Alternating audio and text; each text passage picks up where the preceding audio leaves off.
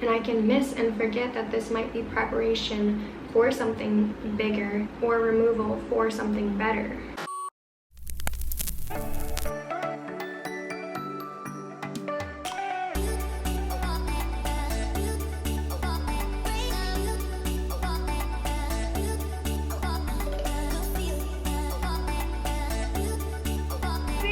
Over.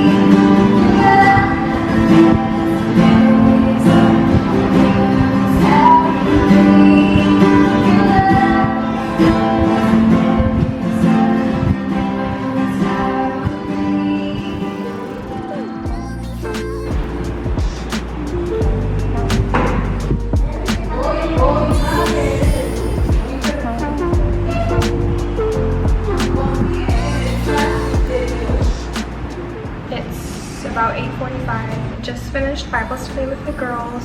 It's really important that we teach them that that's how they should be starting their day. Then soon I'm gonna get picked up and then I'll just go to Casa Azul and see the other kids and then start my work for the day.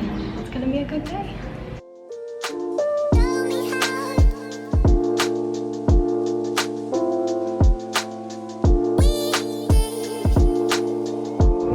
Hola.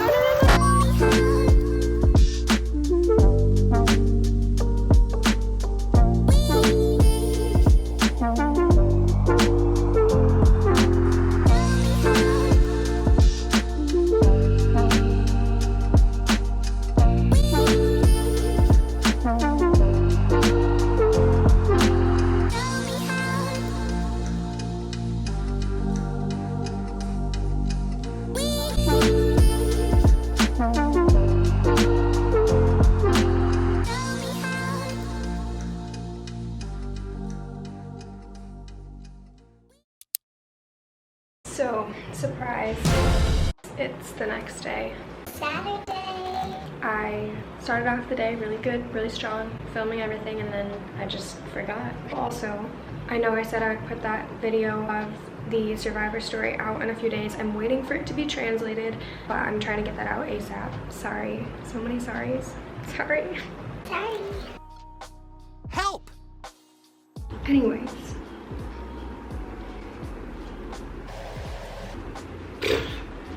Today I wanted to share a devotional that stuck out to me when I was reading this morning. This devotional focuses on rejection. We all experience it from different levels to different forms, one way or another. It's a very broad subject, but this one kind of stuck out to me.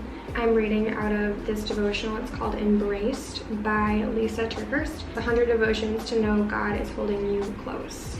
I'm just going to read a few sentences that stuck out to me. The devotional reads, "The enemy loves to take our rejection and twist it into a raw, irrational fear that God really doesn't have a good plan for us. This fear is a corrupting companion. It replaces the truths we've trusted with hopeless lies. Satan knows what consumes us and controls us. Therefore, the more consumed we are in rejection, the more he can control our emotions, our thinking, and our actions. So what's a broken-hearted person to do? We must take back control from something or someone that was never meant to have it and declare God as Lord."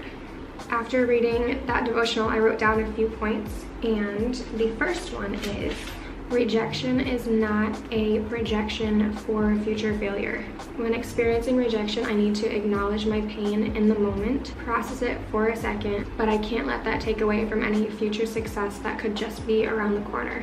I shouldn't dwell on it long enough to where it's hindering my success in the moment and in the future. Something that's been very beneficial to me in my journey in my life is changing the narrative in my head, in my thought process, replacing the negative narrative with truth, with God's voice. What does Jesus say about me in this subject, whatever you're struggling with? So one example could be, say you're experiencing rejection through relationships, relational rejections. Say that you got cheated on, and through that rejection, now you struggle with comparison.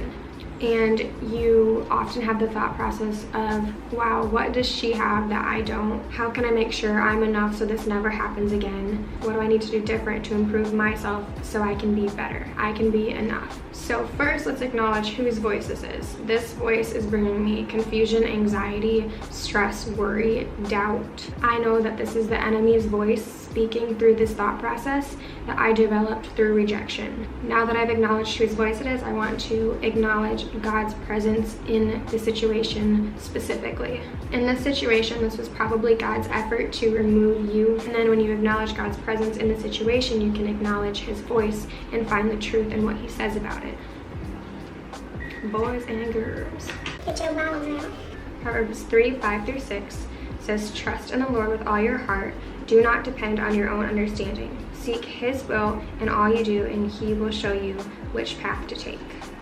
Now, when thoughts of rejection or comparison come into my mind, I can replace it with truth, with scripture, and thoughts like, I'm trusting that that was God's protection over my life. That situation happened because God was protecting me in my heart, and he was removing me from that situation.